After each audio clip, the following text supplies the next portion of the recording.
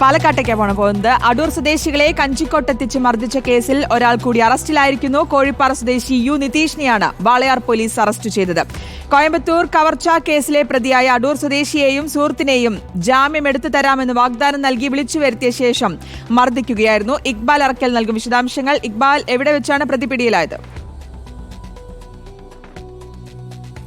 വർഷം മുമ്പ് കോയമ്പത്തൂരിലെ ഒരു കവർച്ചാ കേസുമായി ബന്ധപ്പെട്ട് അടൂർ സ്വദേശിയായ അനീഷ് പിടിക്കപ്പെട്ടിരുന്നു. അനീഷിന് ജാമ്യം എടുത്തു നൽകാമെന്ന് അറിയിച്ചാണ് ഈ കഞ്ചിക്കോട്ടേക്ക് ഈ യുവാക്കളുടെ നേതൃത്വത്തിൽ ഈ അനീഷിനെയും സുഹൃത്തിനെയും വിളിച്ചു വരുത്തിയത്.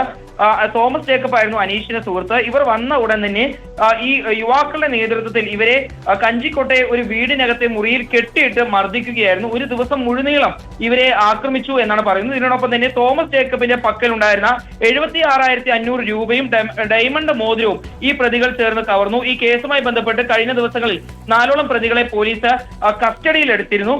അതിനുശേഷം അവരുടെ അറസ്റ്റ് രേഖപ്പെടുത്തി. ഇവരെ ചോദ്യം ചെയ്തതിൽ നിന്നാണ് പിന്നീട് ഈ സംഭവവുമായി ബന്ധപ്പെട്ട് കോഴിപ്പാറ കോങ്ങാമ്പാറ മേലെപ്പുരക്കിൽ യു നിതീഷിനും പങ്കുണ്ടെന്ന് വാളയാർ പോലീസ് കണ്ടെത്തിയത്. പിന്നീട് ഇയാളെ പോലീസ് പിടികൂടുകയായിരുന്നു. ഏതായാലും ഇതോടുകൂടി ഈ കേസിൽ അറസ്റ്റിലായവരുടെ എണ്ണം 5 ആയിരിക്കുകയാണ്. ഇനി ഈ കേസുമായി ബന്ധപ്പെട്ട് ഈ യുവാക്കൾ അടൂർ സ്വദേശികളായ അനീഷിനെ ഉൾപ്പെടെ ഈ കഞ്ചിക്കോട്ടേക്ക് എത്താൻ ആസൂത്രണം ചെയ്തിട്ടുള്ള ഈ കേസുമായി ബന്ധപ്പെട്ട് ഏറ്റവും കൂടുതൽ പങ്കുള്ള മുഖ്യ പ്രതിയായിട്ടുള്ള കഞ്ചിക്കോട് KTC സ്വദേശി ഷഹീനെ ഉൾപ്പെടെ പോലീസിന് പിടികൂടാനുണ്ട്.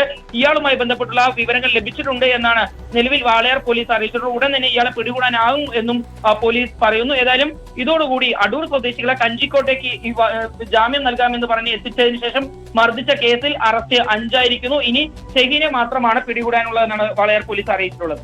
ഓക്കെ, ഇക്ബാൽ അറക്കലാണ് വിശദാംശങ്ങൾ നൽകിയത്.